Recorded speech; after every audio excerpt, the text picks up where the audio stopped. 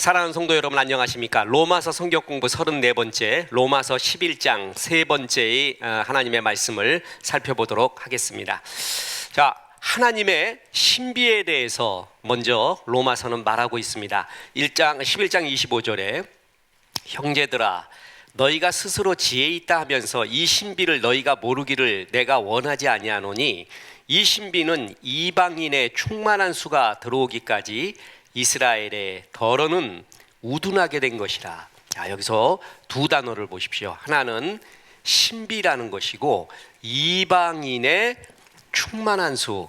이게 굉장히 이단들이 잘 사용하는 겁니다. 그러니까 이런 것들을 잘 연결을 해가지고 나중에 요한계시록에 14만 4천이라는 것이 있죠. 14만 4천. 이것이 이 숫자가 충만해지면 주님이 재림한다. 그래서 우리 이단인 우리 단체에 들어와야 된다. 그래서 우리 단체가 참 교회인데 이 교회가 14만 4천이 되면 이제 지구에 주님의 재림이 임한다. 이런 식으로 해석을 합니다.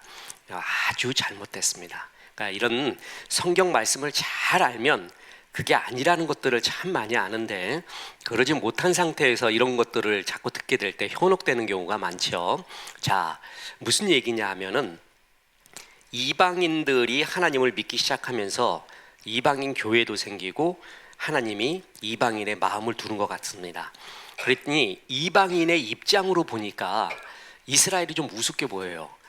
쟤네들은 하나님의 사랑을 덧입지 못하고 예수 그리스도를 거부했구나. 그래서 이스라엘을 우습게 여기지 마라. 지금 이스라엘이 하나님을 거부하고 있는 거, 너희가 믿고 있는 거, 그리고 뒤에 보면 알겠지만 다시 이스라엘이 돌아오는 모든 하나님의 신비한 섭리 가운데 있다. 신비의 뜻이 뭡니까? 성경에 2번 나오는데 로마서에 다 나옵니다. 사람이 잘 다 알 수 없다라는 것이죠. 그러나 기이하다라는 것입니다. 하나님의 역사가 정말 기이하다. 인간이 다 할 수 없다. 이런 큰 섭리 가운데 있기 때문에 이방 예수 믿는 너희들은 이스라엘을 우습게 여기지 마라. 이게 실제로 선교사님들이나 서방 교회에서 옛날에 그런 일들이 좀 있었습니다. 이 서방 교회가 교회적 우월성을 가지고 있어요. 그래갖고 아프리카 교회나 아시아 교회에 조금 이렇게 업신여기는 듯한 이런 모습들, 정말 그러면 안 되거든요. 근데 실제 그런 일들이 있었습니다. 그렇기 때문에 이러한 하나님 안에서의 차별 없는 거, 또 어떤 교회는 어떤 이단은 그러죠. 자기들만이 예수님의 사도적 전통을 갖고 있는 교회래요. 사도적 전통을 자기들만이, 그래서 자기들이 최고라는 거죠. 근데 이런 교만이 어디 있습니까? 이단의 특징 중에 하나가 뭐냐 하면 여러 가지가 다 잘못됐지만 교회론의 결정적인 미스가 있습니다. 지금 신은 이단이 만들어졌어요. 그래서 자기들한테만 구원이 있대요. 그러면서 14만 4천, 여러분 이게 점 하나 여기다 찍었다고 너무 노여워하지 마세요. 그 14만 4천을 지금 만들어가고 있대요, 여러분. 그러면 묻겠습니다. 그 전의 교회 있죠. 자기들이 만들어지기 전 교회, 그리고 그 전의 교회도 있잖아요. 전부 사꾸랍니까? 전부 아닙니까? 지금 예를 들어 JMS나 신천지나 뭐 이런 이단들이 만들어졌어요. 그러면 그것이 있기 전 교회에 있잖아요. 전 교회들 전부 가짜고 자기들만 진짜예요. 그러니까 구원론도 잘못됐고 교회론도 잘못되어 있는 것입니다. 그렇죠? 그리고 14만 4천이 그 의미가 아닙니다. 이것만 요한계시록에서 이런 것들만 연구한 전문학자들, 평생을 연구한 사람도 그냥 신비의 영역으로 놔둡니다. 그러니까 이 14만 4천 같은 게 진짜 숫자를 의미하는 것이냐? 그러면 벌써 14만 4천은 넘었는데 그럼 뭘 의미하는 것이냐? 뭐 이런 거 갖고 수많은 논문들이 나오고 있습니다. 그 가운데 이단들은 자기들의 교세의 14만 4천을 만들기 위해서 이 안에 들어와라. 그래야 구원 얻는다. 그게 이방인의 또한 충만한 수다. 이런 식으로 해석을 하는데 아주 잘못됐습니다. 그렇죠? 그래서 이단들은 자기들의 조직 신학이 있어요. 자기들의. 거기서 거의 이렇게 파생이 되어 나옵니다. 그래서 어떤 이단이라 해도 비슷비슷한 조직 신학을 가지고 있습니다. 그리고 더 웃긴 것은요, 이단, 예를 들어 시한부 종말론 같은 이단에서 나왔어요. 그러면 이게 잘못됐구나라는 걸 알아서 정통 교단으로 들어오지 않습니다. 그들이 또 어디로 가는 줄 아십니까? 또 이단으로 갑니다.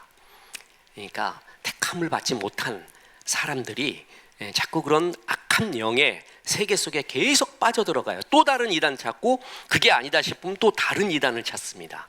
그러니까 이게 우리가 다 이해할 수 없는, 어찌 보면 신비의 영역이에요. 그래서 이방 성도들아, 이스라엘 없인 여기지 말고 하나님의 신비 가운데 너희가 구원을 얻고 그 하나님의 신비 가운데 이스라엘이 또 하나님께로 돌아오는 그런 역사가 있을 것이다. 그것을 말하고 있습니다.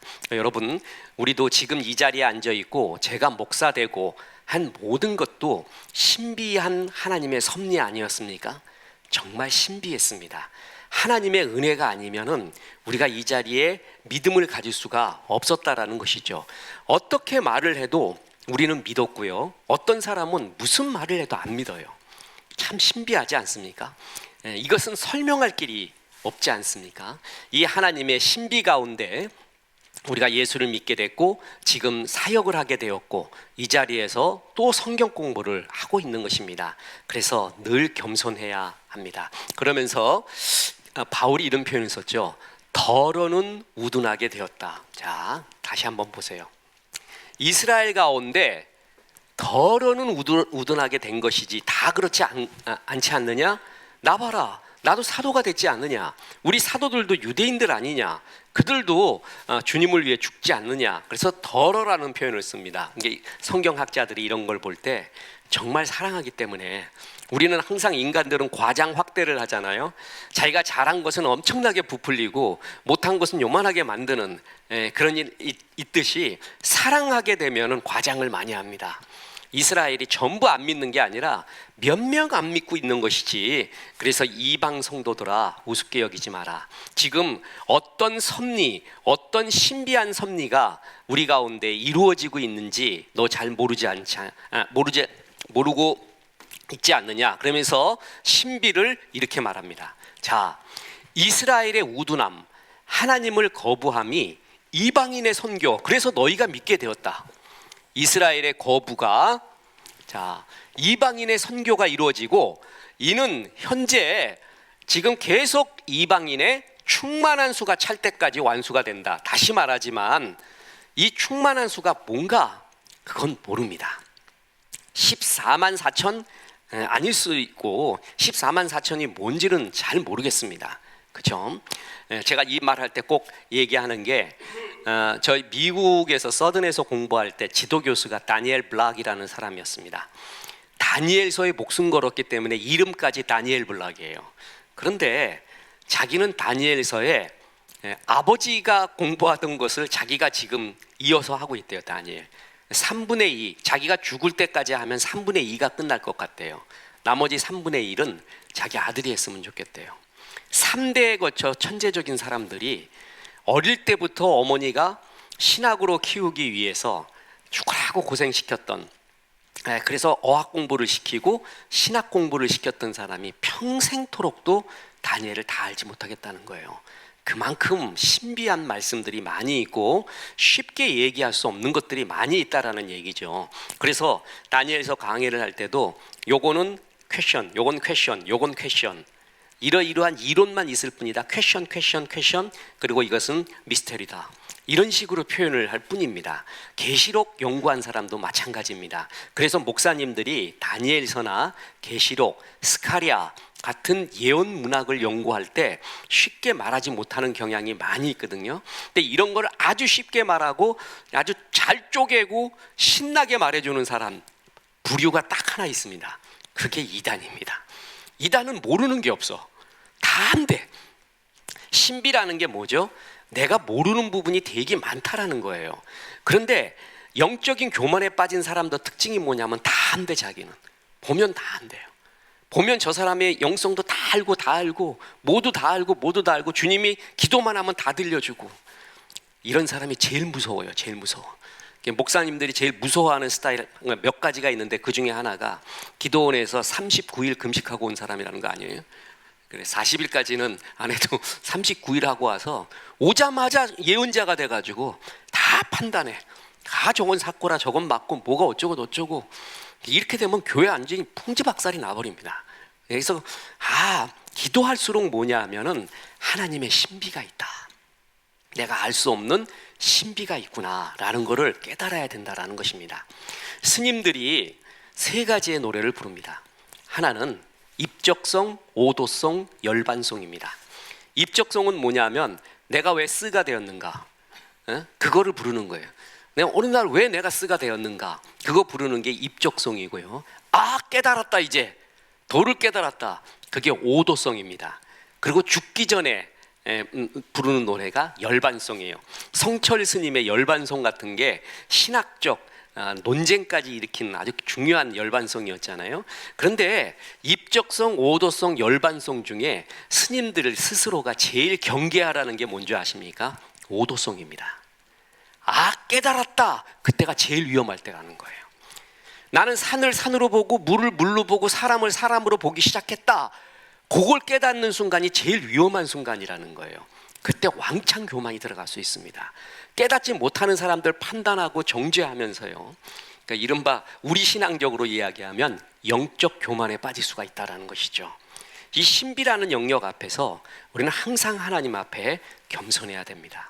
그러면서 이방인 보고 교만하지 말라고 말하면서 이스라엘의 우둔함, 하나님을 거절함, 예수 그리스도를 거절함이 너희에게 선교가 되었다.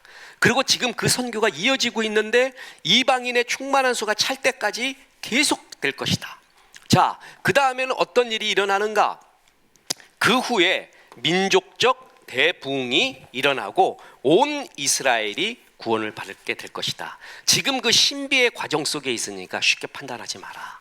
지금 그 얘기하고 있습니다. 그럼 이제 온 이스라엘이 무엇이냐? 나중에 이렇게 보면 온 이스라엘은 유대교 문헌에 반복해서 나오는 표현입니다.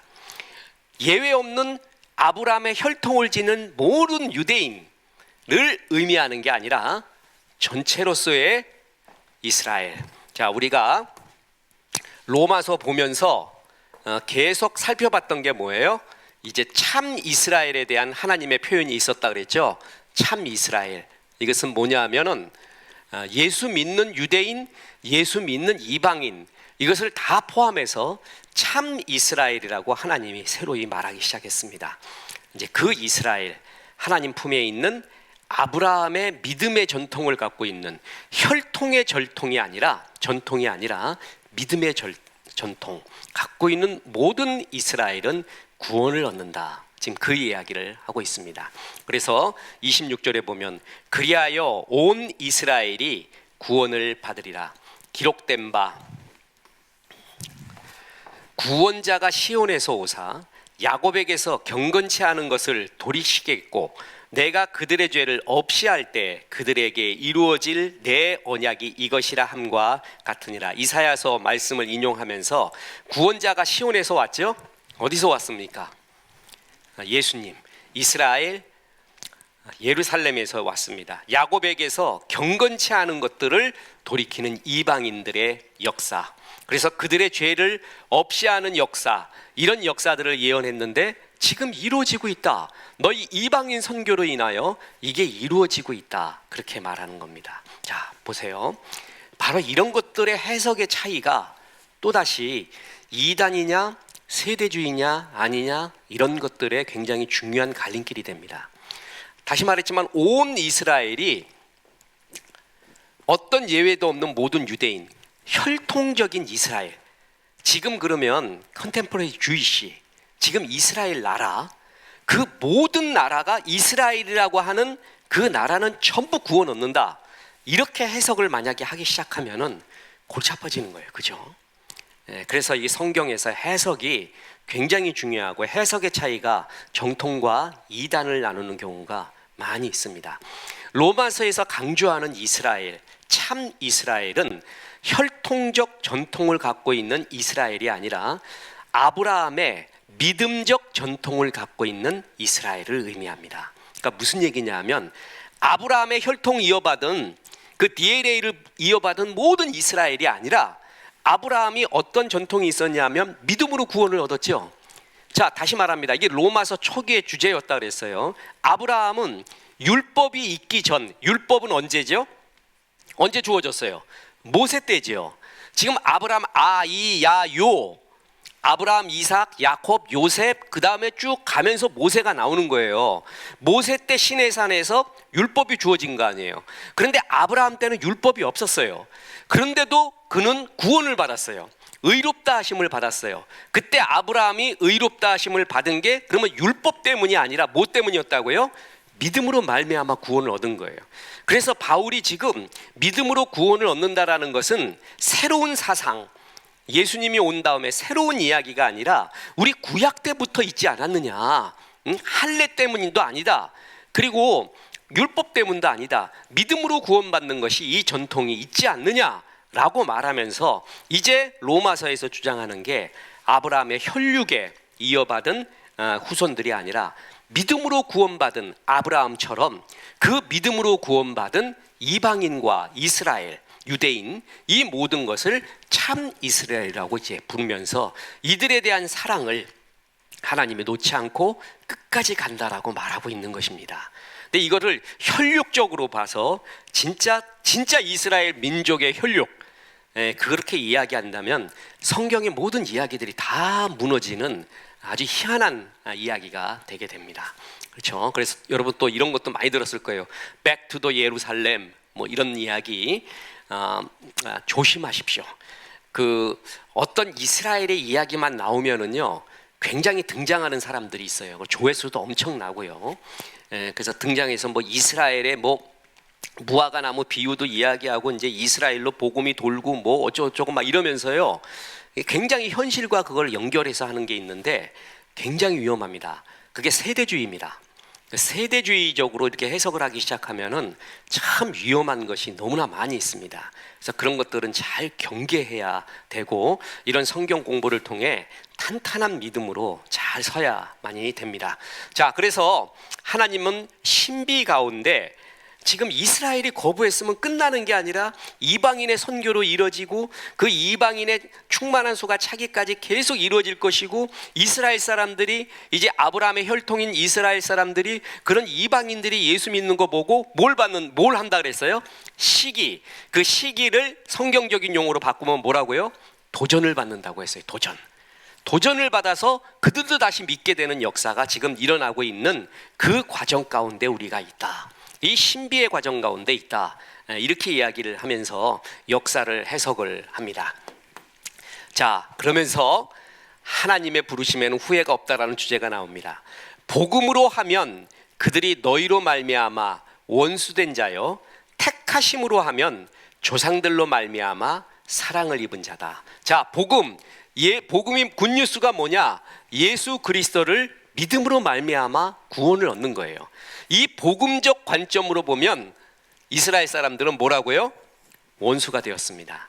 그런데 사랑의 관점, 택하신 사랑의 관점으로 보면 아브라함부터 이렇게 그를 사랑했고 그의 후손들을 하늘의 별과 같이 바다의 모래와 같이 그를 통해 역사하시고 언약을 줬던 그 사랑의 관점으로 보면 이스라엘도 지금 사랑을 입은 자들이다. 그 사랑을 언젠가는 이룰 것이다, 그거예요.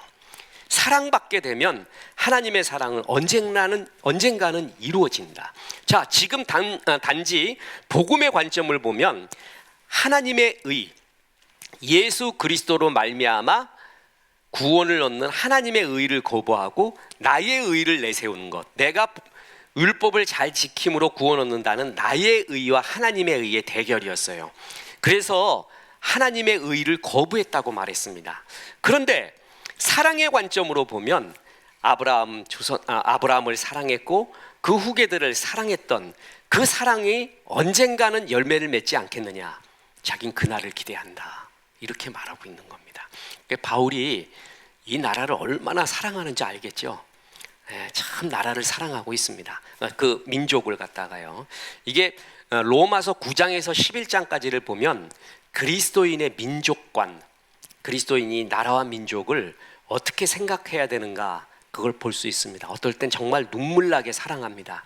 어떻게든 좋은 관점으로 보려고 하고 하나님께 간구하고, 그리고 이방인들 너희 축하하지만 교만하지 마라, 이스라엘 업신여기지 마라, 막 이러면서 얼마나 기도하는지 모릅니다. 자, 그러면서 하나님의 은사와 부르심에는 후회함이 없느니라. 우리 많이 들었던 구절입니다. 이 구절이 여기서 나오는 겁니다. 자, 하나님의 부르심과 은사, 그러니까 부르심과 은사가 뭐냐, 이것도 잘 모르겠어요. 은사와 부르심, 은사와 부르심이 같은 말이냐 틀린 말이냐, 그것도 잘 모르겠습니다. 그러나 거의 히브리적 표현에 의하면 비슷한 걸로 나오고 있는 거예요. 하나님이 부른 사람에게는 그 후회가 없다는 거예요. 그리고 그 사랑은 실패하지 않는다. 저는 이 두 구절이 우리 성경 로마서에 흐르고 있는 우리를 향한 약속과 은혜의 최고봉이라고 봅니다. 자, 여러분, 하나님이 부르셨어요. 콜링 있잖아요. 그럼 그 부른 사람은 후회가 없어요. 내가 저놈한테 사랑을 주다니, 저런 놈한테 저렇게 배신 때릴 줄 알았는가? 내가 저런 놈한테 부르고 사랑 주고 마음을 줬다니, 그럴 수가 있는가? 그런 후회가 없대요. 하나님의 부르심은 반드시 열매를 맺어가요. 그럼 우린 또 이렇게 말할 수 있어요. 저 사람은 하나님이 부른 것 같았는데 완전히 새길로 갑디다. 어느 날부터 불교로 가 있고, 어느 날부터 무슬림으로 가 있고, 어느 날 하나님께 실망했다고 하면서 완전히 자기 삶을 살고 있는데요, 그런 사람 하나님 그 부르심에 후회하지 않을까요? 그렇죠. 이런 말 할 수 있죠. 답해 주겠습니다. 그 사람은 부른 사람이 아닙니다. 부른 사람은 그렇게 안 삽니다. 이게 신비의 말이에요. 이게 논리적으로 얘기할 수 있는 거예요. 하나님이 부른 사람은 그렇게 안 살아요. 하나님이 부른 사람은 뭔가 달라요. 정말 이것은 설명할 길이 없습니다. 부르신 자에게는 하나님이 후회함이 없습니다. 그는 참 하나님을 끝까지 사랑하고, 비록 넘어지는 경우도 많고 다른 뻘짓거리도 하지만 결국 주께로 다 돌아옵니다. 그리고 하나님의 열매를 맺어갑니다. 하나님이 부르신 자는 후회함이 없는 부르심. 저는 이 구절이 그렇게 좋을 수가 없습니다. 그리고 하나님이 우리를 향한 사랑, 저는 이걸 설교 시간에 수없이 말했잖아요. 하나님의 사랑은 실패함이 없는 사랑. 그 자비와 인자가 정녕 나를 따르리니. 그 자비와 인자, 영어 성경에 unfailing love 맞습니다. 사랑은, 하나님이 나를 추적하는 사랑은 실패함이 없는 사랑. 부르신 사람은 후회 없고 끝까지 실패함 없이 사랑하십니다. 자, 대표적인 게 야곱이죠. 자, 야곱이, 잘 들어보세요. 야곱이 인생이 100이라고 치면은 야곱은 사실 80까지는 뻘짓거리하고 산 거예요. 80. 그러니까 야곱이 쓰인 거는 20입니다. 저도 이것 후하게 준 겁니다. 20. 요셉은 처음부터 끝까지예요. 그러니까 자아가 죽은 사람과 안 죽은 사람의 차이죠. 요셉의 이야기는 자아가 죽는 과정이 거의 없습니다. 그리고 요셉이 고난의 이야기가 되게 많은 것 같지만 요셉 스토리 전체를 한번 보세요. 요만큼이에요, 요만큼. 요셉의 이야기는 요셉이 어떤 포지션을 차지하고 난 다음의 이야기가 제일 많아요. 근데 야곱은 죽는 이야기가 80이야. 야곱은 죽는 이야기가. 그런데도 끝내 하나님이 야곱에 대한 사랑을 놓지 않죠. 끝내 추적을 하시잖아요. 그리고 끝내 요셉도 알지 못하던 영성, 그러니까 에브라임과 문에세, 하나님의 마음이 어디 있는가, 그걸 놓고 이렇게 장자와 차자를 엇갈려 기도를 하듯이 요셉도 보지 못하는 영성, 죽기까지 경배하고 죽기까지 축복하는 인생, 마지막에 그 하이라이트를 보였단 말이죠. 이게 부르심을 받은 사람의 특징이에요. 부르심을 받은 사람은 그렇게 완전히 타락한 길로 나중에 다 가지 않습니다. 그래서 부르심에는 후회가 없습니다. 그리고 그 부르신 자에게는 하나님이 실패하지 않는 사랑으로 끝까지 오게 됩니다. 끝까지 그를 사랑하게 된다는 겁니다. 그러니까 참 주의 은혜라는 것이 이것입니다. 정말 주의 은혜가 이것이에요. 신비고, 내가 왜 그날 예수를 믿게 되었는가? 왜 그런 마음이 들었을까? 그리고 왜 이렇게 하나님의 섭리 가운데 나를 믿음의 자리로 인도했을까? 어떤 사람은 죽으라고 하나님 말씀을 부어주고 뭐 해도 안 돼요. 지독하게 안 돼요. 도대체 이것은 어떻게 설명할 길이 있는가? 하나님의 부르심에는 후회가 없습니다. 자, 다시 말합니다. 그래서 예수를 영접했어요. 그래서 목사도 되고 여러분도 되고 했어요. 뭐 때문에 그래요? 하나님의 은혜였습니다. 근데 저 사람은 북치고 장구치고 있는데도 주님을 안 믿었어요. 왜 그러죠? 그 사람의 책임, 그 사람의 의지로 거부한 겁니다. 저는 이것을 끝없이 얘기했죠. 이것이 성경에서 말하는 하나님의 주권과 자유의지에 대한 이거 외의 조화로운 문장은 없습니다. 그것이 성경이 말하고 있는 바입니다. 그래서 하나님은 우리를 부르셨다. 그러면서 바울이 말하는 게 그거예요. 하나님이 이스라엘 불렀다. 분명히 그 부르심에는 후회가 없다.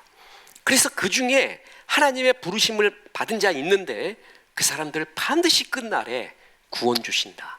자긴 그걸 믿고 그 예로서 뭘 말하고 있어요? 자기를 말하고 있습니다. 우리가 로마서 앞부분에 봤죠. 하나님이 이스라엘을 사랑하는 예가 남은 자들이 있는데 바로 나 같은 자, 사도 같은 자, 전부 남은 자로서 그 사랑, 그 부르심에는 후회가 없고 실패하지 않는 사랑으로 추적을 한다라는 것입니다. 그래서 결국 말이에요. 하나님의 부르심을 입은 사람들 끝내 부르고 끝내 회개합니다. 그들 돌아옵니다. 그게 대표적인 예가 다시 말하지만 야곱입니다. 그죠? 그런데 바로 같은 사람 그 10가지의 기적을 봐도 예수를 안 믿어요. 하나님을 안 믿어요. 그 기적 보고도 안 믿어요. 그죠? 끝내 안 믿어요. 안 믿을 사람은 어쩔 수 없어요. 그건 왜 그렇죠? 그들이 하나님을 거부했기 때문에 그렇습니다. 이것이 하나님 나라의 신비입니다. 자, 그러면서 하나님이 후회하심이 없다. 얼마나 이 후회하심 없는 사랑이 우리를 추적하기에 우리가 살고 있는지 너무나 좋지 않습니까? 그래서 자 30절에 너희가 전에는 하나님께 순종하지 아니하더니 이스라엘이 순종하지 아니함으로 이제 긍휼을 입었는지라. 이방인의 얘기죠. 너희가 전에는 하나님을 안 믿었는데 이스라엘의 우둔함, 이스라엘의 불순종으로 말미암아 복음이 이방인에게로 가는 신비가 있었다. 그렇죠? 이와 같이 이 사람들이 순종하지 아니하니 이는 너희에게 베푸시는 긍휼로 이제 그들도 긍휼을 얻게 하려 하심이라. 마찬가지로 이제 이방인 중에 순종하지 않는 사람도 나오고 순종하는 사람도 나오면 이스라엘이 그것을 보고 어떨 때는 도전을 받고 어떨 때는 하나님 앞에 나가고 싶은 마음 들어서 그들도 나중에 하나님께로 돌아오지 않겠느냐. 인간의 역사를 이런 관점으로 보고 있습니다. 자, 여러분, 역사는요, 우리가 역사에서 교훈을 배우자라고 말하잖아요. 참 어려운 얘기입니다. 제가 인문학 하나님께 2집의 주제가 역사와 철학입니다. 역사와 철학. 그래서 역사에서 교훈을 배우자라고 말하는데 역사는 어느 관점으로 쓰여 있느냐, 그죠? 어느 관점으로 쓰여 있느냐에 따라 역사학자, 역사책을 기록한 학자의 point of view, 관점에 따라 똑같은 사건이라도 해석이 달라짐에 따라 굉장히 교훈이 달라지게 됩니다. 예를 들어서 송강정철이라고 있습니다. 그죠? 가사문학의 왕이고 또한 이 사람이 정치인이었습니다. 정치인과 시인이 같이 매치가 된다는 게 이해가 됩니까? 문학가라서 천재적이에요. 근데 정치인이었어서 기묘사화가 아니라 아무튼 선비들이 무지하게 죽는 그 사화의 주동자, 그러니까 뭐냐면 국문을 했던 사람입니다. 그래서 선조실록과 선조수종실록의 정철에 대한 평가가 완전히 다릅니다. 정철을 추종했던, 정철이 주도했던 사학자들은 정철을 최고의 천재적인 문학가, 나라를 사랑했던 최고의 인물로 그리고요, 그 정철을 반대했던 그 사화에 피해를 입었던 수많은 사람들은 정철을 천하의 매국노로 그립니다. 그럼 여러분 한번 묻겠습니다. 무엇이 맞습니까? 어떤 사람은 선조실록을 읽고 어떤 사람은 선조수종실록을 읽었어요. 그럼 뭐가 맞아요? 역사에서 배우자라는 게 정말 우스운 일입니다. 역사는 모든 것을 다 기록한 게 아닙니다. 여러 일 중에 그 사학자가 보기에 이것이 소중하다라는 것을 모아놓은 것이 역사책이에요. 그러면 무엇이 소중하다라는 것을 분별할 수 있는 객관적 보편 타당성이 있는 이론이 있느냐, 원칙이 있느냐? 없습니다. 지금 제가 이런 얘기할 때 항상 말하지만 전 로마서 성경 공부가 되게 중요하다고 봅니다. 근데 이거 기록되지 않습니다. 그죠? 근데 우리가 보기에 아무 필요 없는 거 다 또 기록해요. 그러니까 뭐가 중요하고 뭐가 중요하지 않는가, 역사에서 그거 사학자가 판단해서 모아놓은 거예요. 그러면 그 모아놓은 책에 빠진 부분이 수없이 많이 있겠죠. 그죠? 엄청나게 빠진 거예요. 우리는 컬렉션 된 거, 그 사람의 관점에 의해서 모아놓은 것을 본 것뿐이에요. 그죠? 그 관점이 벌써 다 들어간 거죠. 그럼 역사학에서 제일 중요한 게 뭐냐면요, 그 사학자의 관점이 뭐냐는 겁니다. 무슨 관점으로 써 있느냐. 그래서 다른 거예요. 루이 18세가 사냥 나갔다 왔는데 그날 하나도 안 잡혔습니다. 신경질을 팍팍 내고 있었는데 갑자기 민중들의 함성이 들렸습니다. 마르세유, 베스티유 감옥이 파괴되면서 프랑스 혁명이 일어난 거예요. 그때 의상 담당 관리가 왕 옆에 있었습니다. 왕이 물었습니다. 이게 무슨 소리냐? 폭동이 일어났느냐? 그러니까 그 의상 담당이 정신 나간 사람이지, 왕이요, 폭동이 아니라 혁명입니다, 이랬어요. 자, 여러분 묻겠습니다. 프랑스 혁명이 혁명입니까? 폭동입니까? 민중의 입장에서 봐서는 뭐죠? 혁명이고, 왕의 입장에서는 폭동입니다. 어떤 관점으로 보느냐에 따라 해석은 굉장히 달라집니다. 지금 제가 왜 이야기하냐면 바울이 이 세상을 보는 역사를 말하고 있는 거예요. 역사의 관점. 그래서 이 세상에서는요, 정말 정확하고 저 관점이 최고다라는 역사적 관점은 없습니다. 없다는 게 답입니다. 그죠? 다 허점을 갖고 있어요. 어느 관점으로 보느냐에 따라 다 달라지는 거예요. 그죠? 그런데 그러면 성경도 역사책을 기록한 거거든요. 성경의 역사. 수많은 역사가 있어요. 그죠? 이스라엘의 역사, 지금까지의 역사. 성경의 역사의 관점이 뭐냐? 성경은 어떤 관점으로 기록됐냐? 그게 바로 Salvation History, 구원사라는 것입니다. 구원사. 성경의 역사는 철저하게 구원사입니다. 그러니까 하나님이 우리 역사를 볼 때 제일 관심 가진 게 뭐냐 하면 구원의 역사, 구원을 관점으로 기록한 것이에요.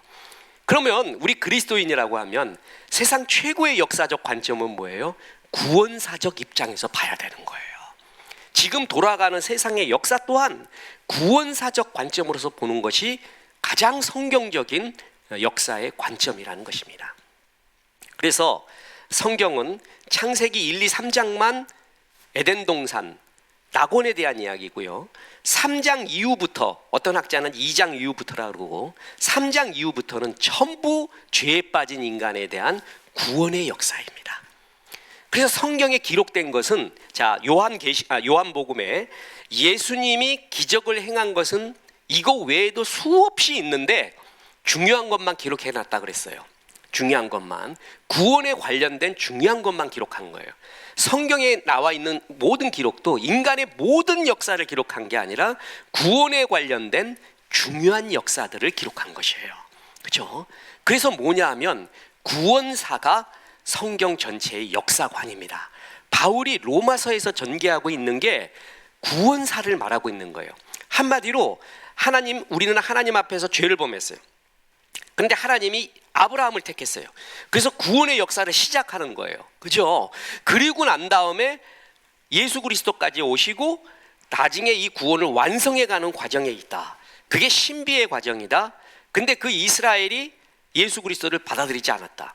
그래서 이 받아들이지 않았던 이것이 나 같은 사람 통해서 이방인의 선교로 이어지게 됐다. 그래서 이방인의 수가 차고 있다. 이방인들이 죽게 돌아오고 있는데 그걸 보고 이스라엘 사람들이 이제는 시기할 것이다. 도전받을 것이다. 그래서 다시 이스라엘도 그것을 예수 그리스도를 믿는 사람이 더 많아지게 될 것이다. 그러고 나서 이제 예수를 믿는 이방인, 예수를 믿는 유대인이 합쳐져서 참 이스라엘, 하나님이 기뻐하는 참 이스라엘이 돼서 그 이스라엘을 끝까지 사랑하시겠다는, 섭리하시겠다는, 부르심의 후회가 없다는 그 역사를 이루어가고 있는 과정에 있다, 이렇게 말해요. 이렇게 보는 역사의 관점이 가장 어떤 역사의 관점보다도 맞는 과정입니다. 최고의 과정입니다. 구원사적으로 보고 구원이 그렇게 소중하다라는 것입니다. 자, 그러면서 로마서 11장 32절에 하나님이 모든 사람을 순종하지 아니하는 가운데 가두어 두심은 모든 사람에게 긍휼을 베풀려 하심이로다. 자, 이때 모든 사람 이스라엘이죠. 가두어 두심은 모든 사람 이방인입니다. 포함한 유대인. 이 사람들이 순종하지 않은 가운데 가두어 두셨다. 하나님의 섭리 가운데, 이것도 큰 섭리 가운데 있다라고 말하는 거죠. 모든 사람, 이방인 비롯한 예수 믿는 유대인 포함한 모든 사람에게 긍휼을 베풀려 하시는 과정 가운데 있는 것이다, 이렇게 말하고 있습니다. 다시 말하지만 정말 기가 막힌 얘기죠. 만약에 바울 사도가 회당에 가가지고 복음을 증거했어요. 그랬더니 이스라엘 사람이 다 믿어, 그거를. 그러면 바울은 이방인한테 갈 필요가 없어. 그냥 이스라엘에 있으면 돼요. 자기의 소원이었으니까. 다시 말하지만 바울이 왜 이방인한테 갔죠? 인간적으로 보면 유대인이 싫어해서 간 거예요. 유대인이 결사대까지 만들어가지고 바울 죽이겠다고 하니까 할 수 없어갖고 이방인한테 간 거예요. 근데 그게 알고 보니까 하나님의 신비였다라는 것이죠. 만약에 회당에 들어가서 유대인들이 다 믿었어요. 그러면 이제 어떤 일이 일어나냐 하면은 유대파와 유대인 중에 기독교파가 싸우기 시작합니다. 그래서 유대인 속의 새로운 지파인 기독파가 유대인하고 대립하고 그 세력을 확장해 나가는 그 역사로 그쳤을 거예요. 유대인이 받아들였으면. 그런데 유대인이 안 받아들였어요. 그래서 어디로 갔어요? 이방인한테 가게 된 겁니다. 그래서 기독교가 유대인 안에 있는 게 아니라 전 세계로 퍼져가는 신비한 섭리가 그때 이루어졌다는 거예요. 그러니까 하나님이 어떤 일을 할 때 막는 경우가 있거든요. 근데 그 막는 경우가 어떨 때는 참 신비합니다. 그 막았기 때문에 하나님의 어떤 역사가 이루어져가는 과정 가운데 있을 수가 많이 있다는 거예요. 그래서 하나님이 막을 때는요, 막힌 길을 두려워하지 말고 그 중에 열린 길이 뭔가를 봐야 돼요. 그럼 뭐가 열려져 있는가? 지금 10개의 길이 있는데 9개를 막았다? 그러면 열려진 하나의 길이 뭔가? 그게 하나님의 뜻일 수가 있다는 것이죠.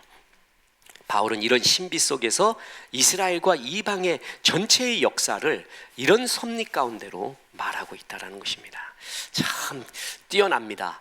그러면서도 이스라엘, 자기의 민족을 향한 사랑, 이것을 거두지 않습니다. 그러면서 진짜 사랑하는 모습을 보여주고 있습니다. 자, 그러면서 이제 바울이 이방인에게 이스라엘과 이방인에 대한 이야기를 결론으로서 찬송으로 끝내고 있습니다. 이제 로마서 12장부터는 삶의 이야기가 나옵니다. 로마서 11장까지는 존재의 이야기예요. 그리고 12장부터는 이렇게 살아라라는 이야기입니다. 존재는 행위에 앞섭니다. 존재를 알아야 행위를 알 수가 있죠. 어떻게 사는가, 그건 내가 누구인가서부터 나옵니다. 저는 남자고 목사입니다. 그래서 그러면 이렇게 살면 돼요. 그죠? 만약에 우리가, 나라는 존재가 동물로부터 진화가 되었어요. 그러면 동물같이 살아도 문제가 안 됩니다. 존재에 대한 선언이 제일 중요합니다. 나는 하나님의 형상대로 지음을 받았다, 부르심을 받았고 보냄을 받았다라는 존재성 속에서 어떻게 사느냐가 나오는데, 인본주의 인문학자들은 너는 세상에 던져진 존재라고 합니다. 그래서 네가 주인 되어 살아가라고 말하고 있습니다. 그럼 그렇게 사는 거예요. 그래서 인본주의 인문학자들이 이렇게 살아라라는 이야기는 엄밀한 말에 의하면 거의 다 틀렸습니다. 왜 틀렸어요? 존재의 선언이 잘못됐기 때문에 그렇습니다. 존재에서 행위가 나오는 거예요. 이제 12장부터가 그 행위에 대한 이야기가 나오거든요. 너희는 이런 존재이기 때문에 이렇게 살아라. 그죠? 그런데 그 이제 9장부터 11장까지 이스라엘과 이방인에 대한 이야기를 총 결론으로서 그는 찬양으로 이 이야기를 마치게 됩니다. 그래서 로마서 강해를 해놓은 책들을 보잖아요. 그러면 쉽게 풀어쓴 로마서, 평신도를 위한 로마서 뭐 이런 얘기 쭉 할 때 9장부터 11장은 다 빼버립니다. 왜냐하면 이거 이스라엘에 대한 이야기지 지금 우리한테 피부로 와 닿느냐 이러면서 그거 거의 다 빼요. 여러분 한번 보면은요. 근데 그렇지 않습니다. 그 9장부터 11장 이스라엘에 대한 이야기는 하나님의 부르심에 대한 이야기거든요. 처음 첫사랑을 주며 부르심에 대한 이야기. 그 첫사랑과 부르심에는 후회가 없고 그들을 끝까지 사랑한다라는 주의 말, 그게 너무 좋습니다. 그래서 그들에게 복음을 안 받아들인 그들을 그냥 내치지 않고 그들이 앞으로 돌아오게 되는 신비에 대한 이야기를 9장, 10장, 11장에 걸쳐서까지도 이야기해 주고 있어요. 이게 우리에게 얼마나 아름다운지 모릅니다. 부르심을 입은 자는 반드시 돌아섭니다. 지금 저의 은사님이기도 하고 또 어떤 이제 목사님 성함을 전에는 자기가 다 이야기해도 되겠대요. 이름까지. 예화로 써도 되겠습니까? 그러니까 하래. 그런데 요즘 하지 말래요. 그래서 이제 안 하겠습니다. 그런데 이분이 젊을 때 말이에요. 방탕을 많이 했습니다. 그래가지고 그 하숙을 했는데 들어오면은 누가 이불을 개놨는데 옷하고 누가 개놨는지를 모르겠대요. 여인이 하도 많아가지고 이제 그렇게 살아. 누군지가 기억이 안 나는데 술 먹고 그날 자고 그렇게 살았어요. 젊은 날을. 예, 그렇게 살다가 어느 날 그날도 술 되게 먹고 나와서 이렇게 창문을 좀 환기시킨다고 창문을 탁 여는데 저 멀리 그 예배당 불빛, 십자가 불빛이 이렇게 보이더래요. 그걸 딱 보는데 주일학교 때 불렀던 찬송이 자꾸 속에서 막 나오더래요. 주일학교 때 불렀던 찬송이. 그래서 그 찬송을 눈물 흘리며 계속 불렀대요. 뭐 예수님 찬양부터 해가지고 나는 구원 열차부터 해가지고 그때 불렀던 찬양이 그렇게 생각이 나더래요. 그래갖고 자꾸 그 찬송 부르는데 하나님이 속에서 그러는 것 같더래요. 너 그렇게 살지 마라. 너 그렇게 방탕하지 말고 거룩한 삶으로 돌아오라. 그러는 것 같았더래요. 그래서 그분이 그렇게 찬송을 계속 하다가 이제 꼬꾸라져 갖고 다시는 안 그러겠습니다. 나 도와주시고 한 번만 용서해 주십시오 이랬어요. 그래서 회개하고 또 열심히 공부해서 신학교까지 오고 이제 이랬었어요. 저 그 간증을 들을 때 이런 로마서 같은 걸 공부하잖아요. 그러면 느끼는 게 이겁니다. 하나님의 부르시면 후회가 없습니다. 하나님이 불렀던 사람은 반드시 돌아와요. 반드시 돌아와가지고 그 길을 가요. 그게 신비예요, 신비. 근데 저 사람 끝까지 안 돌아오던데요. 뭐라고요? 원래 부른 사람이 아니에요. 그럼 무슨 책임이에요? 그 사람 복음 받아들이지 않은 그 사람의 책임이에요. 그것은 안 돼요. 근데 부르신 사람의 특징은 무슨 짓을 해도 믿음이 있더라는 거예요. 어떡하든 나중에라도 꼭 믿음이 있더라는 거예요. 돌아오고 쓰임 받고 야곱과 같이 요셉과 같이 처음부터 끝까지 쓰임 받는 건 아닐까 할지라도 야곱과 같이 마지막 20 갖고 쓰임을 받든지 간에 쓰임을 받더라는 것이죠. 지금 바울은 그걸 애타게 기다리고 있는 거예요. 이스라엘이 돌아오기를. 우리가 이렇게 하나님의 부르심은 반드시 열매를 맺는데 이 가운데 부르심이 있는 사람이 있다? 이스라엘 무시하지 마라. 그 얘기는 우리에게도 주는 말이잖아요. 지금 내가 좀 방황하고 있어도 뭐하고 있어도 내 자식놈이 그래도 내 사랑하는 사람이 그래도 하나님이 부르셨으면 반드시 돌아와요. 이걸 믿고 있는 믿음. 그래서 하나님께 돌아오기를, 그 돌아오는 과정이 뭐냐? 신비해요. 그건 설명할 길이 없어요. 설명할 길이. 그래서 그걸 가지고 하나님의 뭐라고요? 바울이 찬송을 시작하는데 깊도다. 하나님의 지혜와 지식의 풍성함이요. 지혜와 지식, 요거를 갖다가 구별해서 말하려면 오래 걸립니다. 근데 지혜는 굉장히 총괄적인 것이고 지식은 그것을 실행하는 어떤 방법론 같은 것이죠. 그의 판단은 뭐라고요? 헤아리지 못할 것이며 그의 길은 찾지 못할 것이로다. 그러니까 하나님의 지혜의 풍성함, 그 사랑의 신비, 이것에 대해 찬송한다라는 것입니다. 그 목사님들 사이에 아주 유명한, 제가 설교에도 한 대여섯 번 이상 이렇게 이야기했던 그 예화가 있습니다. 원래 많은 걸 알고 있어도요, 결정적일 때는 자기 속에 있는 것을 말해요. 계속 그게 반복되게 돼 있어요. 그 반복되는 것이 진짜 납니다. 진짜 가르쳐주고 싶은 거죠. 이 권사님이 자기 남편인가요? 맞아요. 맨날 술 먹고 이것이 이래가지고 그 고민돼가지고 그랬다는 거 아닙니까? 아무리 기도해도 안 돌아와, 하나님 앞에. 그래가지고 주님 기도합니다 그러고 구두 갖고 왔다는 거 아시죠? 구두. 남편은 안 오니까 내가 구두라도 일단 갖고 왔습니다, 하나님. 그래가지고 구두 갖다 놓고 새벽 제단에 올려놓고 기도했다는 거 아닙니까? 주님 이거라도 일단 받으시고 우리 남편 좀 불쌍히 여겨주십시오. 그렇게 기도했던 사람이에요. 근데 어느 날 전도 집회를 한다 그래가지고 남편을 이제 데리고 오게 되었습니다. 데리고 왔는데 그날 메시지가 뭐였냐면은, 목사님이 누구가 낳고 누가 죽고 누구를 낳고 누가 죽고, 그 창세기 5장에 나와 있는 아담의 계보를 하필이면 했어요. 그래서 누가 누구를 낳고 누가 누구를 죽고, 얼마 살다가 죽고, 누가 누구를 낳고 얼마가 또 죽고, 이 얘기만, 아주 무미한 얘기죠. 그러니까 목사님들이 그거 되게 안 택하는, 은혜가 없는 이야기를 계속했어요.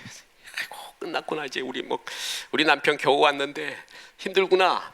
그래가지고 집에 가갖고 남편한테 면목도 없고 이러고 있어. 여보 이러고 눈치를 보고 있는데, 여보 오늘 내가 교회 가서 은혜를 받았대, 이른바. 그래서 거의 자기는 은혜도 하나도 못 받고 받을 건덕지도 없는데 뭘 받았나라고 봤더니, 사람은 태어나서 죽는 거구만. 나도 죽을 날이 오겠지. 그러면서 잘 죽어야 될 텐데, 그러면서 은혜를 받은 거예요. 하나님의 부르신 사람들 있잖아요. 부르신 사람은 뭐 어떻게 해도 은혜를 받아요. 그게 신비예요. 그냥 예수천당 불신치욕 그 한마디에 넘어져 버려요. 아까 말했던 우리 은사 목사님 얘기듯이 그날 왜 그랬는지 모르고 물 먹고 싶고 그냥 그거 하고 싶은데, 공기 좀 정화 싶은데 그날 십자가 보고 찬송가가 생각이 나요. 어떻게 설명을 해요? 이게 깊도다예요. 깊도다. 하나님의 지혜와 지식의 풍성하며 그의 판단은 헤아리지 못할 것이며, 신비하게 나를 부르시고 역사를 이루시고 있는 그 하나님의 이야기. 저도 구원받을 때를 생각하면 그 평생 간증이거든요. 지금도 참 신비해요. 왜 그때 내가 그런 감동, 왜 그 여자가, 그냥 그 뚱뚱한 여자가, 흑인 입도 진짜 내 얼굴만한 여자가 나만 보고 찬송을 했을까? 나 무서워 죽겠는데. 난 그때 은혜 받은 게 아니라 무서웠다니까. 나는 저 사람 나한테 한 대 칠 것 같아요. 왜 그랬을까 그때? 그리고 그게 왜 자꾸 생각이 났을까? 그리고 자꾸 왜 마음이 쫄아들었을까? 그 무슨 때문이에요? 하나님의 은혜라는 거죠. 부르심에는 후회가 없는 거예요. 그리고 난 다음에 예수 영접했어요. 그리고 그날 하루 종일 잘 때 하나님을 아버지라고 불러요. 그리고 그 새벽 이렇게 이제 베드로가 새벽 다 구르는 소리에 이제 회개했다는, 저는 그 말을 안다니까. 새벽이 딱 올 때 결심을 했어요. 나 이렇게 살지 말자. 공부하자. 56등이 뭐냐, 58명 중에서. 난 자유로웠지만 그 자유 말고 딴 자유로 살자. 공부 시작하자. 하나님이 쓰는 자가 되자. 내가 목사가 될 수도 있겠구나. 왜 그런 생각이 나냐니까요. 왜 그런 생각이 나고 그런 마음이 들고 그러느냐니까요. 이해할 수 없어요. 깊도다 하나님의 은혜였다라는 것이죠. 하나님의 은혜였다. 그러니까 바울은 이 은혜와 신비를 그는 이야기합니다. 그러면서 그의 판단은 헤아리지 못하고 그의 길은 사람이 다 알지 못한다. 그러면 예를 들어 우리가 하나님의 뜻과 섭리를 모두 알아야지만이 찬송하는가, 모두 알아야지만이 우리가 은혜를 받고 그의 길을 가는가? 그게 아니라는 것이에요. 다 모르고 있다는 거죠. 자, 이 얘기는 뭐예요? 하나님에 대해 다 알 수가 없다라는 얘기예요. 만약에 하나님에 대해 다 안다라고 하면 그건 하나님의 유한성이죠. 유한성. 그러니까 제일 무서운 사람이, 교만한 사람이 하나님을 다 안다라는 거예요. 그 유한한 하나님으로 만들어 버리는 거예요. 그죠? 알지 못하는 하나님, 그러지만 지금 내게 이루어 놓은 길, 또 앞으로의 신비의 일, 모든 것을 믿음으로 찬송할 수 있다는 거예요. 깊도다, 하나님의 은혜요, 하나님의 판단이요, 하나님의 사랑이요. 지금은 이해할 수 없어도요. 그래서 책에 보면요, 그 서예의 대가 뭐 이런 거 무협 소설에도 나오잖아요. 그 글 좀 배우려고 갔더니 한일자만 1년 3년을 쓰래. 이것이 거기서 이제 통과 못하면 끝나는 거죠. 그죠? 그 초밥 배우는데 그렇게 배운다며요. 밥 짓는데 뭐 3년, 그리고 뭐 써는데 3년, 또 그걸 잡는데 3년, 그것만 시킨대요. 그것만. 그래서 그게 무슨 일인가? 그게 기초라는 거죠. 그게 기초. 그때는 이해를 못 하는데 지나보면 이게 얼마나 기초인가. 그래서 처음에 탁구도 칠 때요, 레슨을 하면은 계속 파핸드만 칩니다. 이거 포핸드. 그리고 이제 얘기도 뭐냐면 앉아있는 사람한테 탁구 치실래요가 아니라 파 좀 치실래요 그래요. 그게 이제 유행어예요. 파. 서로 파만, 포핸드만 치는 거예요. 그러면 초보 때는 이게 정말 재미가 없어. 이거 돈 내고 치는데 왜 내가 이것만 치는가.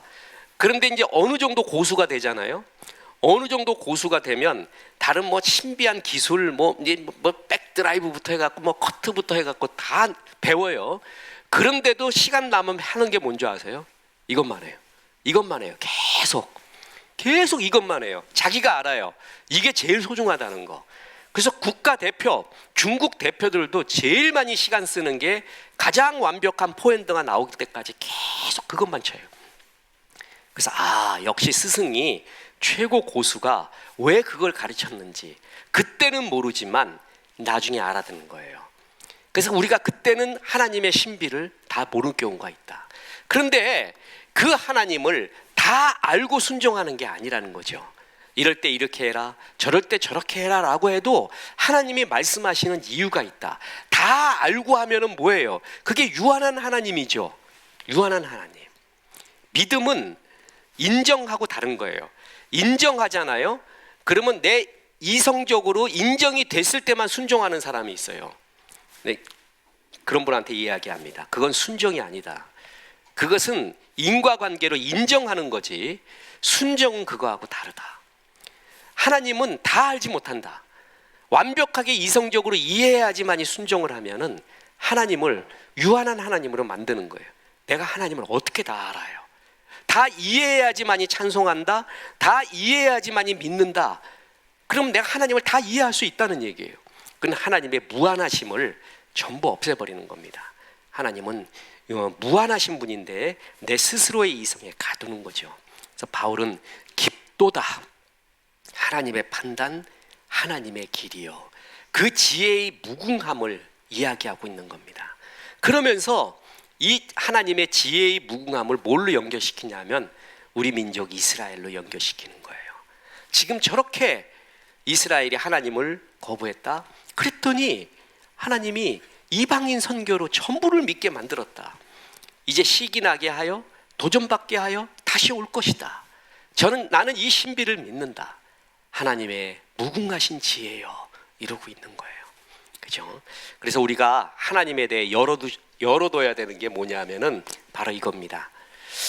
잘 모르지만 하나님의 크신 지혜가 있다. 하나님의 역사가 있다. 그리고 하나님의 부르심에는 뭐가? 후회가 없다. 주의 사랑은 실패하지 않는다. 이걸 크게 믿고 찬양할 수 있습니다. 그래서 기도하는 것입니다. 그죠? 말씀이 이렇게 참 자유를 줍니다. 정말 말씀은 자유를 줍니다. 그러면서 로마서 11장 34절에 누가 주의 마음을 알았느냐, 누가 그의 모사가 되었느냐. 자, 이것은 이사야 40장의 말씀인데 인용한 건데, 누가 여호와의 영을 지도하였으며 그의 모사가 되어 그를 가르쳤으랴. 무슨 말이냐면 사람 어떻게 은혜 받다 보면 영적인 교만에 빠지면 하나님 가르치려고 해요. 다 안 돼 자기는. 그러니까 하나님의 모사, 하나님을 충고한다는 거예요. 하나님 그러면 안 되죠. 하나님 이렇게 하셔야 되는 거예요. 이렇게 해야 이게 정답이에요. 하나님. 그러면서 이러한 교만에 빠질 수가 있다는 거예요. 전 정말 기절할 모 목사님의 말, 전 진짜 그 동영상 보고 기절하는 줄 알았습니다. 하나님 나한테 까불면 죽어. 이거는 말로도 그렇게 하면 안 돼요. 말로도 그렇게 하면 안 돼요. 그것 때문에 완전 기절해버렸습니다. 기절. 그게 자기가 모사가 되어서 하나님을 가르칠 수 있다라고 생각하면 안 돼요. 그의 마음을 다 알 수 있다라고 이야기하면 안 돼요.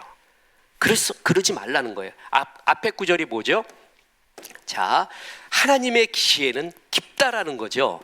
네가 주의 마음을 다 알았다고 주님까지 충고하는 자가 되지 마라. 교만하지 말라는 것이죠. 하나님 앞에 겸손하자라는 것입니다. 그죠?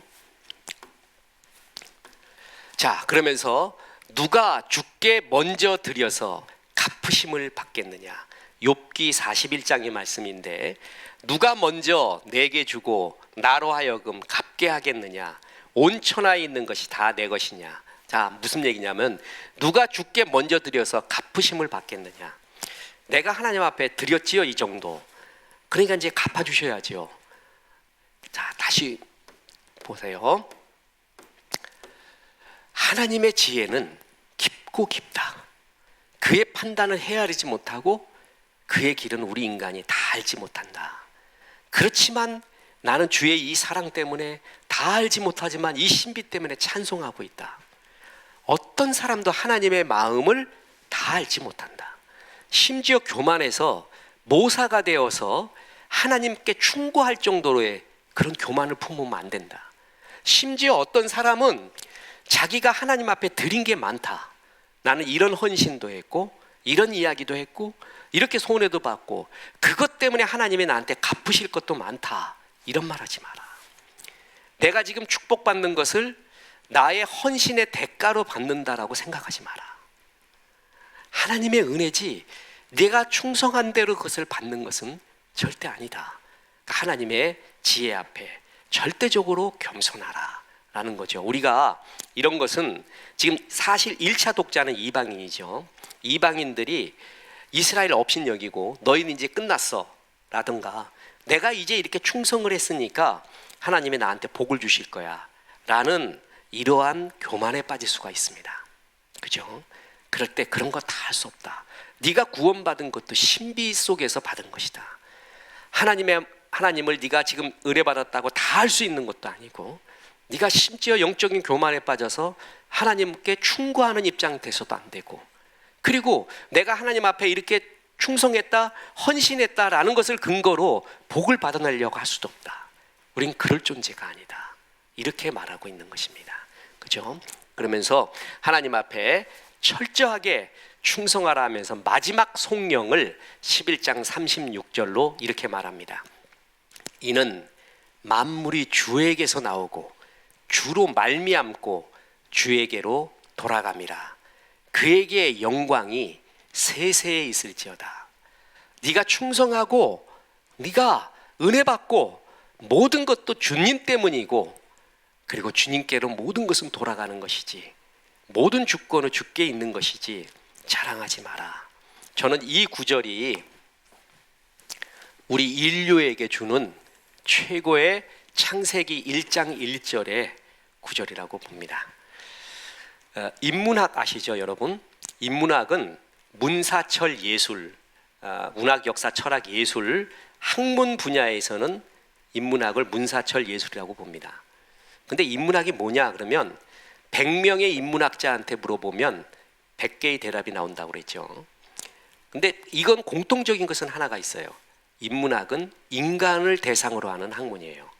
원래 인문이 서양적 인문학하고 동양적 인문학이 달랐어요. 인문이라는 말이 제일 먼저 나온 건 주역이에요. 주역에서 천문과 인문이라고 말했어요. 하늘에는 하늘의 무늬가 있고 인간에게는 인간의 무늬가 있다라는 거예요. 하늘의 별, 달 이런 것들이 있잖아요. 이게 조화를 이루고 있잖아요. 질서를. 그랬듯이 인간의 무늬도 하늘의 무늬가 조화를 이루듯이 인간들도 조화를 이루며 살아야 된다. 인간다워야 된다. 그래서 인문이라는 말이 거기서 나왔습니다. 그런데 이제 뭐 서양적 전통에서는 키케로부터 시작하는 아주 복잡한 이야기 있어요. 후마니타스, 스투디아 후마니타스. 그다음에 이제 인문학에 이제 나오게 됐는데 이들은 나는 누구며 어디서 와서 어디로 가는가의 본질을 묻는 학문이 인문학입니다. 그래서 여러분 그 투명한 글라스에 물이 들어가 있잖아요. 그 물에 이걸 집어넣으면 어떻게 된다고요? 휘어 보이죠? 다 휘어 보이는 거예요. 우리 인간이 지금 보는 거는 다 휘어 보인다는 거예요. 산은 산이요 물은 물이고 사람은 사람이잖아요. 근데 산을 산처럼 안 봐요. 뭐처럼 보는 거죠? 돈으로 봐. 그리고 물도 뭘로 봐요? 돈으로 보고. 사람도 뭘로 봐요? 돈으로 봐요. 남편도 뭘로 봐요? 돈으로 보면 그때부터 이제 가족의 불행이 시작이 되는 거예요. 아내는 밥 해주는 사람으로 보고 아내를 아내로 안 보고 말이에요. 그런데 인문학은 뭐냐면 그 휘어진 것을 제대로 보기를 원해요. 그럼 제대로 보려면 어떡하죠? 빼내면 되죠. 빼내서 이 직선인 상태, 그걸 아르케, 원질, 본질이라고 합니다. 인문학은 그걸 보고 싶은 거예요. 그걸 보고 싶어요. 진짜가 뭐냐? 본질이 뭐냐? 이 마음은 하나님이 인간에게 줬기 때문에 나온 거지, 인문학의 시작이 저절로 된 게 아니에요. 전도서 3장 11절에 하나님이 사람에게 영원을 사모하는 마음을 줬습니다. 영원이 본질이에요.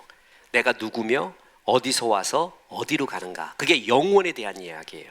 그러니까 모든 인간에게 영원에 대한 마음을 다 주셨어요. 그리고 인간은 이게 만족이 안 되면 그 어떤 것으로도 행복하지 않게 만들어졌어요. 저는 이거 100% 확신합니다. 인간이 가지고 있는 소유의 기쁨, 체험 성취의 기쁨, 그거보다 더 큰 거는 존재의 기쁨입니다. 존재의 기쁨은 나는 누구며 어디서 와서 어디로 가는가에 대한 답을 갖고 있는 사람의 기쁨이에요. 이 기쁨이 최고입니다. 그게 하나님이 주신 영혼을 사모하는 마음, 거기서 인문학이 나온 거예요. 그래서 인문학은 본질을 추구하고 있거든요. 그런데 그 본질은 전부 어디에 나와 있어요? 바로 이게 본질이라는 거죠. 창세기 1장 1절, 태초에 하나님이 천지를 창조하시니라. 베르시트 바라 엘로힘 하 아레스 베 하암. 하나님이 천지를 만들었다. 모든 것의 시작이 하나님이고, 그리고 모든 것의 존재의 이유가 하나님께 있고, 모든 것이 주께로 돌아간다. 이게 하나님의 모든 것의 시작, 본질이에요. 그리고 지금 있는 것도 전부 하나님으로부터 시작이 된 거고, 하나님의 영광을 위해 있고 하나님께로 돌아가는 것이라는 거죠. 이것을 우리는 잘 알고 있습니다. 그죠? 그런데 인본주의 인문학자들은 창세기 1장 1절을 인정하지 않은 상태에서 본질을 오늘도 보려고 합니다. 그러니까 찾을 수가 없어요. 오늘도 헤매요. 그래서 저는 인문학을 땅의 신음이라고 이야기했습니다. 인문학은 명답 정도, 멋진 답을 줄 수 있는 정도고, 성경이 정답입니다. 하나님, 모든 것은 주님으로부터 나왔습니다. 그리고 존재하는 모든 것 주님으로 말미암습니다. 그리고 주께로 돌아가는 것, 이게 모든 것의 답입니다. 바울은 이것을 이야기하면서 이 하나님의 무한한 사랑, 무한한 영광이 그에게 세세에 있을지어다 그러면서 이제 유대인 이야기를 마치고 12장부터 이제 이렇게 살자라고 하는 이야기를 시작을 합니다. 짧게 이야기했지만 이게 본질에 대한 굉장히 중요한 이야기입니다. 이것을 지금도 모르고 있습니다. 우리는 이걸 알죠. 주님께로부터 나오고 말미암았다. 그래서 우리를 가리켜 뭐냐면 보내진 존재라고 합니다. 이 땅에 내가 너를 보냄이 양을 이리 가운데 뭐와 같도다? 보냄과 같도다. 보내진 존재는 뭐냐면 보내신 분이 있습니다. 그죠? 그리고 보내신 분이 사명이 있습니다. 보내신 분이 나를 왜 보냈는가, 사명이 있어요. 또 셋째로 보내신 분이 지금 함께하고 있습니다. 그게 임마누엘입니다. 그런데 인본주의 인문학자들은 이걸 인정하지 않습니다. 만물이 어디서 나왔다? 빅뱅에서 나왔대요. 그죠? 그래서 수소와 헬륨 덩어리가 어쩌고 저쩌고 야단 브루스를 내갖고 별이 되고, 그 별들의 상호작용 속에서 무기물이 나오고, 무기물에서 유기물이 나오고, 유기물에서 이까지 우리가 진화됐대요. 우리가 됐대요. 그럼 나온 게 어디서 나온 거야? 우리가 나온 게 빅뱅이라는 어떤 점, 아무것도 없는 거에서, 뭐라고 설명할 수도 없는 거에서 나왔대요. 기원이. 그러니까 그러면 나는 사는 이유가 뭐죠? 없는 거예요. 그래서 그 사람들은 뭐라 그러냐면은 우리를 가리켜 우주의 졸로서 우주에 던져진 존재, 게보르페나이트, 이유 없이 목적 없이 던져진 존재라고 말하는 거예요. 이런 진화론 따르면은요, 살 이유도 크게 없어요. 사명도 없어요. 아무것도 없는 거예요. 그죠? 우리 인간이 그랬냐고요. 여기서부터 세계관이, 인생관이 완전히 나눠지게 되는 겁니다. 우리 지금 군에 간 청년 중에 의대 준비하는 애 하나가 있는데 지금 생물학을 공부하고 있어요. 그래서 말하는데, 목사님, 저는 정말 이거 열심히 공부하면서 공부도 중요하지만 한 가지 확실하게 깨달았대. 그래서 뭘 깨달았냐 그러니까 진화론은 정말 아니래. 그래서 왜 그러냐 그랬더니 여기서 요게 진화되고 여기서 진화되고 진화된다라는 그게 다 가짜래. 가짜. 있을 수가 없는, 제 표현에 의하면 점핑, 말도 안 되는 확률, 말도 안 되는 확률로 진화됐다는 거예요. 지금 여기 있는 숫자만 갖고도요, 여기 있는 숫자만 갖고도 동전을 던지잖아요. 그래갖고 100원짜리 동전을 던져서 숫자 100이 나올 확률, 전부 숫자 100만 나왔어요. 없습니다. 여러분 진짜 그렇지 않겠어요? 평생 가도 없죠. 100년 1000년 가도 없습니다. 하나는 이순신 장군인가 세종대왕인가 뒷면이, 그건 모르겠어요. 하나는 세종대왕 이순신이 나오고 하나는 100이 나오는 거예요. 여기 있는 숫자만 갖고도. 그런데 확률로는 가능해요. 확률로는 가능하죠. 2분의 1 곱하기 2분의 1 곱하기 2분의 1 곱하기 2분의 1 곱하기 숫자대로 하면은 확률로는 가능하대요. 그런 확률의 점핑이 진화론입니다. 그러니까 여기서 이게 됐다, 그게 경험 통계로서는, 경험 확률로서는 있을 수 없는 거예요. 그런데 있었대, 그게. 근데 여기서 여기로 점핑했어요? 그것도 경험 확률로서는 있을 수 없는 일이래요. 근데 됐대요? 이게 말이 안 돼요. 그게 쌓여서 지금 우리가 됐대요. 이건 이 진화론은 과학이 아니라 믿음의 세계입니다. 차라리 창세기 믿는 게 낫습니다. 우리가 주께서 나오고 주로 말미암고 주께로 돌아가는 세상, 이걸 믿는 자는 복이 있습니다. 이런 믿음 가운데 하나님의 신비를 항상 받아들이고, 지금 내가 이해할 수 없는 일이 있어도 부르심을 입은 자들에게는 하나님의 후회가 없습니다. 그리고 나를 향한 부르심을 입은 자들에게 대한 사랑은 실패가 없습니다. 이거 믿고 하나님 앞에 승리하는 삶 사시기를 주 예수의 이름으로 축원합니다. 다음 주는 우리가 수능 예비일입니다. 전날입니다. 그래서 휴강을 합니다. 엄마들 다 그걸로 가야 되기 때문에. 그리고 이제 그 다음 주부터 신나는 로마서 12장을 시작을 하고, 다 끝내고 나서는 도표 가지고, 로마서의 도표 가지고 한 바퀴 더 다시 돕니다. 그것은 빨리빨리 나가요. 그 다음에 쭉쭉 읽으면서 한 바퀴 더 나갑니다. 이래도 로마서가 머리에 가슴에 안 들어오면 그거는 어쩔 수가 없습니다. 그건 정말 주님, 내가 하나님 자녀입니까 아니면 돌입니까? 이렇게 기도를 하시면서, 오늘도 영적 양식 주셔서 감사하고, 우리 육적 양식으로 오은영 집사님, 조성희 성도님 우리에게 헌물해 주셔서 점심 만나게 먹겠습니다. 기도하겠습니다. 하나님, 밤 깊도록 동산 안에 주와 함께 있으려 하나, 이 찬송 부를 때마다 밤 깊도록 하나님의 말씀, 창세기부터 계시록까지 공부하고 그 말씀에 아멘하고 눈물 흘리고 기뻐하고 기도하고 싶은 마음이 가득합니다. 우리에게 이런 믿음을 주셔서 감사합니다.